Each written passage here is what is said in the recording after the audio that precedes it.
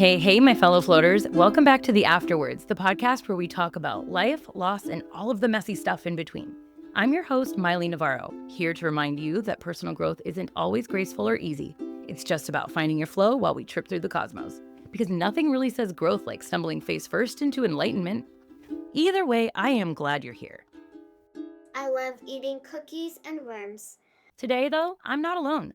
I've got my 9-year-old daughter, Zuma, here to keep me grounded. Say hi, Zuma. Hi, everyone. I don't know what the cosmos are, but it's pretty simple. People say weird stuff, and I just tell them about wombat poop. Zuma is making her podcast debut today because we are tackling a topic that we both know a little too well. We're talking about grief, Chaos, and all of the weird, wild, and out-of-pocket things that people say when they are trying to comfort you. and yes, failing you miserably. Yeah, totally. Get ready for some major cringe. But before we go any further, can we take a moment and celebrate the fact that this episode is in fact out on schedule? Grief brain and deadlines, they do not mix. Seriously, it's a miracle. Oh yes, because in my book, that's a major win. Ooh, gold star for mommy. A very funny, smart guy. In this episode, we're diving into the intersection of grief and chaos, where I'm sorry goes to die and everything happens for a reason is basically the new version of bless your heart. Totally. I mean, people are just awkward. But they do make us laugh. So there's that. She's got a way of cutting through the nonsense. So buckle up. No, I hate that phrase. We do not say buckle up on this show. Get in, flub around, try not to hit your head. Point taken, but whatever. Just, you guys do whatever you gotta do to get ready and settle in as we dive headfirst into the dumpster fire. And we're gonna talk about how people bumble empathy and supporting roles like a ballerina who's had one too many margaritas. Are you ready, Zuma? Yeah. Buckled up. What? At least you're safe. All right, settle in. Here we go. So here's the thing. Humans are not good at grief. We don't like pain. We don't like to talk about it. And we sure as hell don't know how to act normal about it. True. It's like everyone suddenly forgets how to use their words. I'll be real with you. I am no better. I am the number one person guilty of saying some of the weirdest stuff you've ever heard just to fill an awkward silence.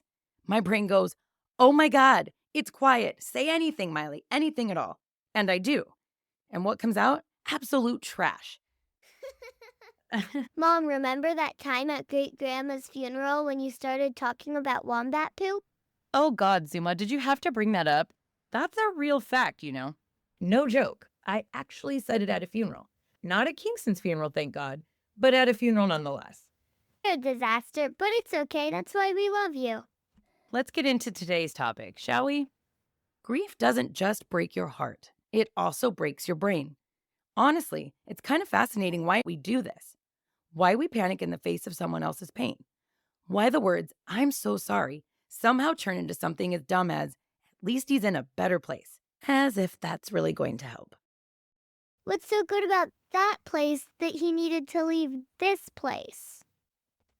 You know, I get it, because when somebody says everything happens for a reason, it feels like they've literally handed me a live grenade and that they are trying to purposely kill me with their words. It's not comforting.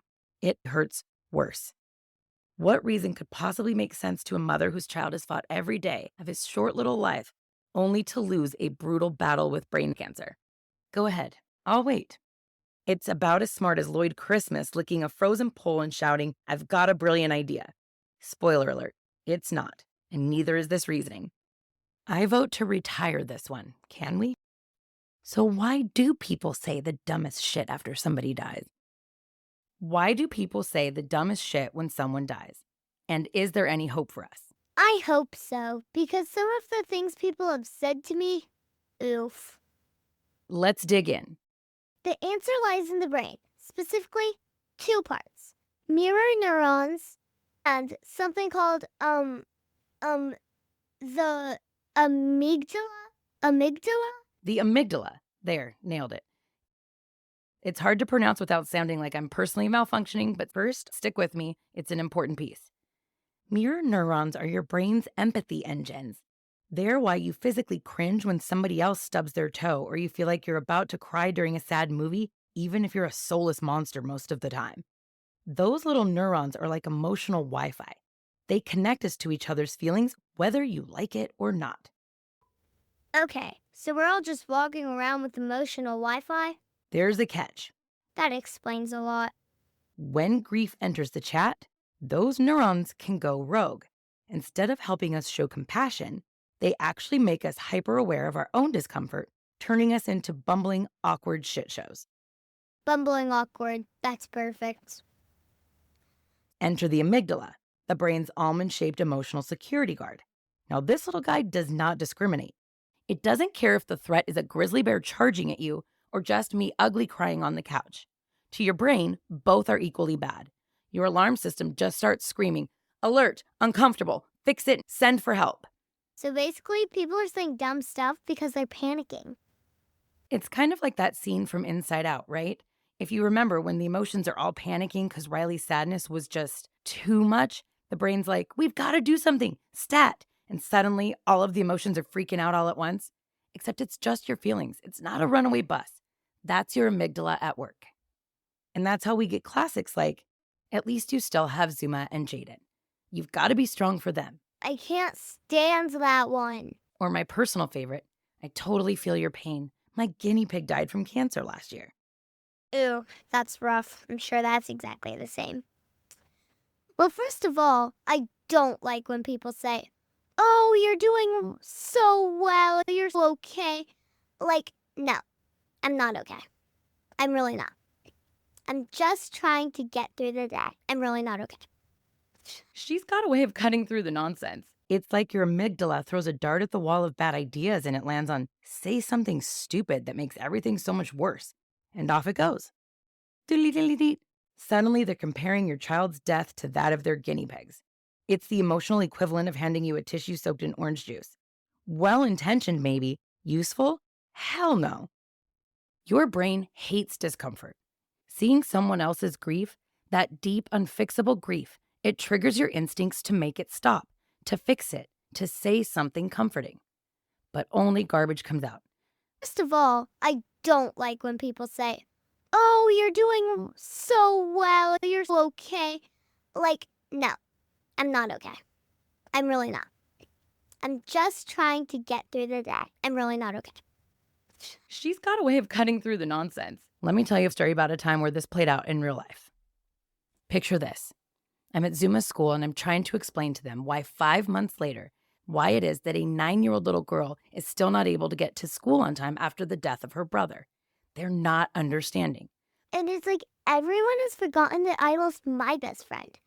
All of Kingston's friends don't play with me anymore. And it's like all of them forgot I'm still here. It's not just the kids at school who don't get it.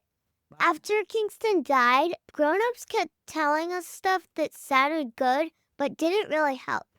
They said go to grief group or talk to the counselor or take some time to feel better. But what they don't get is that those groups aren't always good. It's like they think there's a support box with a sparkly bell, but it's empty when you open it. The schools don't know how to help kids who miss their brothers. What they don't understand is that some mornings Zuma wakes up and she has forgotten that he's not with us. That little girl will walk across the hallway from her bedroom to his to say good morning, to wake him up, to get him ready to go to school with her. And then it hits her that he's not here anymore. He's not coming back. He's gone. And on those mornings, for Zuma, it's like his death is happening for the first time all over again. As I'm explaining this, I can see it all over this woman's face. Her amygdala is firing off. You know the part of the brain that I just taught you about? The part that makes people panic when they're uncomfortable? Yeah, that part. And now she's scrambling for something, anything to say, because for sure, my grief, Zuma's grief, has definitely made her uncomfortable. And so she says to me, Zuma is just going to need to get some real professional help to really dive into the root of the issues that are making her late for school. No amount of support from the school is going to solve the root issue. Let that land. Are you kidding me? I could have kicked her in the shins. The root of the issue. What root exactly? I'm thinking, oh, the root. You mean the fact that my daughter watched her brother, her best friend, who was just a little bit more than a year older than her, die a slow death from cancer right before her eyes? Yeah, that root. That's the one we need to fix. Seriously? Scientifically speaking, I get it. I really do. Her brain was full on freaking out. Her amygdala was doing exactly what it was supposed to do: avoid discomfort. She wanted to fix it. She wanted to offer advice. But that's not always what grief needs. Grief doesn't have a root, it doesn't need to be fixed. It just needs space to be. When you're grieving, it's not just the people around you who are struggling with discomfort. My brain is too. Grief isn't just a feeling, it's a full on neurological event. Meanwhile, your prefrontal cortex, the part of your brain that's supposed to help you make logical decisions, that part, it's completely offline. It's gone, out of office, on sabbatical. Meanwhile, the emotional centers of your brain, the amygdala and the hippocampus, they are working overtime. If you're as old as I am, it reminds me of Clippy. You remember Clippy, right? That little paperclip from Microsoft Office that pops up? Super uninvited, and it's like, look, I see that you're trying to write a letter. Do you need some help? Except Grief Brain Clippy doesn't offer help. It just waves smugly and says, "It looks like you're trying to survive. Too bad I can't fix this for you. Good luck." Thanks, Clippy. Super helpful. Let me give you a real life example, because this isn't just a science, it's my life. Right after we lost Kingston, I came down with pneumonia. Because, of course, grief on its own wasn't enough. I had to get sick too. So I had meds I was supposed to take, nothing complicated, just swallow the pills, and it feels like less death. Easy, right? No. So one morning, I get up, I go to drop off Zuma at school, and I remember I'm supposed to volunteer. But of course, I left my meds at home and I was dying, figuratively, but it felt real. So I drove all the way home to grab them. I get inside, and instead of heading straight to the meds, I start doing 100 other things. I cleaned something random, probably stared at the walls for a good minute or two, and then I remembered I'm supposed to be at the school. So I grab my keys and I leave, without the meds. I pull up to the school and I immediately realize that I have not taken my med. Awesome. I head home again. This time I'm on the phone, multitasking like a grief superhero, right? I kid you not, I did it 2 more times. At that point, I had to call in for backup. My friend answers the phone. I say, "Listen, I need you to babysit my brain because clearly I cannot manage it by myself." Grief Brain is about as helpful as my ex-husband was when I'd ask him to watch the kids so I could take a quick shower. You know, that kind of help where I'd come out of the shower to find the baby eating marshmallows straight from the bag, Alexa's confirming my next day delivery of a brand new PS5 and a 65-inch TV, and my 6-year-old daughter is somehow now trending on TikTok. All the while, he's passed out on the couch, napping like he just finished his 3rd tour overseas. Thanks for nothing, champ. And now I can neither confirm nor deny whether or not that part actually happened, but you get my point. You're trying to go through and process something that cannot actually be processed. It's like your brain is stuck in this endless loop, refreshing a page that refuses to load. So then what happens? Your brain locks up. It short circuits. It cannot think straight. And out of nowhere, you're suddenly drowning in emotion. The emotional overload isn't just in your head. It affects everything from the ability to think clearly, to make decisions, to remember things, the ability to physically get out of bed in the morning. You are constantly in a state of a mental fog, trying to hold it all together while your brain is still trying to process the rawest, most intense kind of pain. Imagine you're in the middle of a quiet moment. You're folding the laundry, scrolling through your phone. Maybe you're even just trying to distract yourself with something mindless, like binging an old sitcom. But then suddenly, bam, that weight of that loss hit you. And it's not polite about it either. It's not a soft knock on the door. It is a full-blown freight train barreling through your chest. It's that sharp, unexpected sting that makes you stop to catch your breath. It's that kind of realization that literally knocks the wind out of you, the punch you never saw coming. You feel it in your chest, like your heart forgot how to beat for a second, or in your throat where all of the words you want to say are stuck. And it doesn't stop there. It's not just a 1-2 punch. It's a whole motherfucking boxing match. Maybe it's triggered by a song that shuffles onto your playlist, or the smell of their favorite food. Maybe it's a random Tuesday when you used to reach for your phone to text them before you remember there's no one to text anymore. That wave of realization does not ask for permission, it just takes over. It's not always the big moments that set it off. Sometimes it's the smallest, teensiest things. It's running into a cup that they used to drink from, a stray sock that you found under the couch, the sound of a laugh that's almost, but not quite, just like theirs. Your brain bless its little overworked circuits. It's just trying to make sense of the senseless. It replays memories. It searches for meaning in their death. It inevitably reminds you over and over again, this is something you cannot fix. It's like trying to cook a Thanksgiving dinner with all 4 burners on high while you're holding your phone in one hand, trying to remember if you turned on the oven and your potty training toddler is running around the house naked without a diaper. Things can get really messy really fast, pun intended. There's no easy fix for this. There is no magic wand that you can wave to make the pain go away. What your brain needs is time. It needs space to process and to slowly heal. And that doesn't happen overnight. Some days it feels like my brain is finally starting to sort through some of the chaos. And other days, it's like my brain is dial-up internet or a fax machine and you just hear it screeching in the background. And I just can't seem to get anything done. And that's when I turn to distractions, like the weird things I say or weird trivia fact, like how wombat poop is cube-shaped. Yep, it's still true. It's survival. It's the only way that I cannot spiral into the overwhelming sadness. So when people around me say things like, you've got to be strong for Jaden and Zuma, trust me, I'm fully aware of Jaden and Zuma. What do you think I'm doing here? I'm juggling grief, trying to keep track of 17 different school projects, 30 volunteer things I committed to. I still don't know where my keys are. I haven't seen my phone in a week or my dignity. And let's not forget, my ADHD, it didn't just go away because Kingston did. The anxiety, still with me. All of those issues that I had pre-grief are still there, only magnified. I'm still the same messy person who starts a sentence, forgot the point of the story halfway through, and then wonders if she fed the dog today.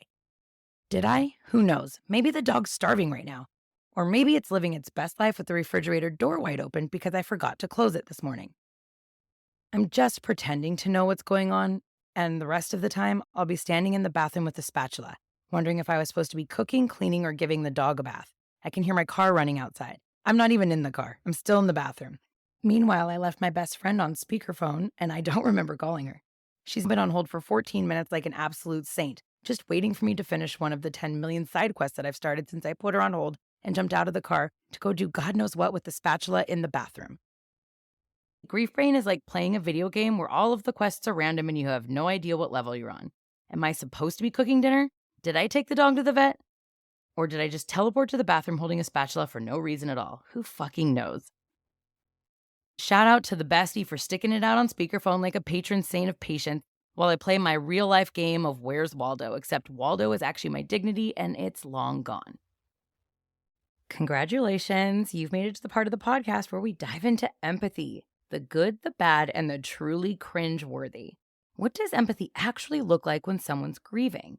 What does it not look like? And most importantly, how can we all get better at showing up for people in the middle of their worst moments? Before we dive in, let's all take a deep breath. I'll give you a moment to refill your wine or your water, whatever helps you survive my rants. Watching someone grieve can be deeply uncomfortable, awkward, it's heartbreaking, and sometimes the best intentions will still miss the mark. That is where empathy comes in, or in some cases, where it completely falls apart. Let's clear up a few things about empathy. Empathy is not a magic trick. You can't just wave your hands, say the perfect thing, and magically make someone's grief and sadness disappear. Trust me, if that were possible, every grieving person on the planet would be lining up for the magic spell, and we'd be on our way to Disneyland. Empathy is not about fixing the pain. It's not about throwing out solutions, sharing your own stories, or trying to make the moment less awkward for you. Because, and this might just blow your mind, it's not about you. Grief is messy, painful, and pretending otherwise does not help anyone. So far, we've talked a lot about what empathy is not. I've got one more good story for you, and I promise we'll move on to the positives. I met a woman on Facebook Messenger. Big red flag. I know, I should have known better. But at the time she reached out, I was really desperate for human connection. I was minding my own business, scrolling through Facebook sometime between midnight and 5 in the morning. Because honestly, it's when I do my best grieving and my ugliest cry. I was just trying to survive one of the hardest times in my life. It was about a month after Kingston passed away, and this woman decides that the middle of the night on Facebook Messenger, she has found the perfect moment to start life coaching me. At first, honestly, she said all of the right things, kind words, thoughtful gestures, and just enough compassion to reel me in. She asked all the right questions, but she flipped the switch. Now that I'm thinking about it, does that mean I got catfished? We'll circle back to that. Suddenly, I was being diagnosed, like a full blown analysis of my grief, my relationships, my parenting skills, even my Facebook posts. She was not there to listen. She was there to fix me, without an invitation, by the way. She didn't stop there. No, she started saying things like, I've changed countless lives. If you'd only listen to me, I could change yours too. I did not sign up for that TED Talk. She's not even a licensed professional. And last I checked, my grief wasn't a group project. After Kingston passed away, it really did feel like people were pulling away. And I'm sure they were processing a lot of their own stuff, but at the same time, it felt personal. This woman decided to tell me that it was my fault because I wasn't handling my grief appropriately. When I politely asked her, okay, semi-politely, I actually said hard pass to her unsolicited advice, she doubled down. Apparently, nobody had ever told her no, and she didn't know what no meant. She kept pushing, reframing her opinions as help and trying to convince me that I just didn't see how badly I needed her wisdom. Let me tell you, there is nothing more exhausting than having to defend your own pain against someone who insists that they know it better than you do. And then the real kicker, she suggested that I help myself by letting her interview me and take my son's story for her to start a podcast. Her reasoning, it was going to give me good exposure. My grief is not a marketing opportunity, well, for anyone else but me. I didn't lose my son for her to gain subscribers or to fill airtime with my pain. And that's the moment I knew that it wasn't about me at all. This was all about her trying to play the hero in my story. By the end of it all, I wasn't just grieving, I was drained. I felt picked on and beaten down. I was drained from having to constantly defend boundaries and to explain why I didn't need fixing. Drained from the relentless help that felt more like an audition for the best supporting role in my own tragedy. I wasn't a person to them, I was a business. Here's the thing, I don't need a life coach. I am a pretty self-aware person. I don't need a guru or anyone trying to map out the healing process for me. What I needed was simple, just a safe space, a kind word, and somebody who could just sit with me in the mess without trying to clean it up. And instead, I got a one-man intervention team who thought that they had all of the answers and just wouldn't take no for an answer. So for anyone out there thinking of inserting themselves into somebody else's grief, here's my advice. Please wait to be asked. And if you're not sure whether or not your help is wanted, it probably isn't. All right, my little mournicorns. Get it? I made that up right now. It's cute, unique, and funny and gives a whimsical touch to an otherwise heavy topic. Anyways, we've arrived at the part where I'm going to tell you what empathy is. It's one of those words that people throw around like glitter. It's super nice and sparkly and pretty. But do we really need to get it everywhere? It's the ability to understand and to share someone else's feelings. It's groundbreaking, right? Like you didn't pick up on that for the last 30 minutes? Basically, just being a decent human being and not making it about you. So yeah, empathy is super important, but you don't need to overcomplicate it. You don't got to go deep, don't have to channel your inner therapist to show empathy. You just listen, nod, and just don't say something stupid like, I know exactly how you feel, because you don't. Got it? Good. Now, for something completely unnecessary and wildly entertaining to me, I'm going to do a little lightning round, a little education session on the 5 stages of grief because who doesn't love a little existential chaos? All right, the infamous 5 stages of grief. Who's got time for this? Let's go over those infamous stages. Number 1, denial. 2, anger. 3, bargaining. 4, depression. And 5, acceptance. If I'm being completely honest, this is my first time going through the list because I refuse to read that damn book. When you say them all together, don't they kind of sound like a bad group project where nobody could agree on the rules? I'm pretty sure it was created by somebody who thought they needed to make grief sound productive because when you're in it, you actually get nothing done at all. Here's how they play out. Denial is supposed to be where you pretend things aren't happening. Let me tell you, there is no pretending when grief smacks you in the face. It's like a rogue shopping cart in the middle of a Target parking lot. Denial didn't visit me. Reality did. It walked in, took off its shoes, laid down on the couch and never left. Literally sounds exactly like my ex-husband. Honestly, denial would have been like a vacation. Anybody else? Nope. Okay. Oh, what's the next one? Anger. Yes, yes, anger definitely showed up, but it didn't look like the righteous indignation. It looked more like me yelling at the fucking toaster in the middle of the night because it took too long. And I wanted to set my phone on fire because somebody suggested that everything happened for a reason. Anger's not a stage, it's a daily commute. What's number 3? Bargaining. See, okay, this is where the whole concept falls apart. Who am I bargaining with? God? The universe? My leftover Halloween candy? I don't recall ever sitting down for any negotiations. If bargaining was supposed to happen, I must have missed the memo for the meeting. This stage feels like it was written by somebody who watched too many soap operas. Depression. This is the part that makes sense to me. Finally, a stage that I can understand. Except it doesn't feel like a stage. It's more like this roommate you didn't invite. See, but then we're back to the ex husband thing. Now you have to live with him indefinitely. It doesn't knock, it just moves in, raids the fridge, leaves a mess, and leaves you staring at the wall, wondering if this is your new normal. Super fun time. It's almost as cool as that ceiling fan that was judging me in the last episode. Oh, and acceptance. Finally, we have acceptance. I think we were supposed to get there by Friday. Like, congratulations, you've arrived. You are officially okay. Yeah, no. There's no finish line in grief, and acceptance is more like tolerating the loss because you don't have any other choice.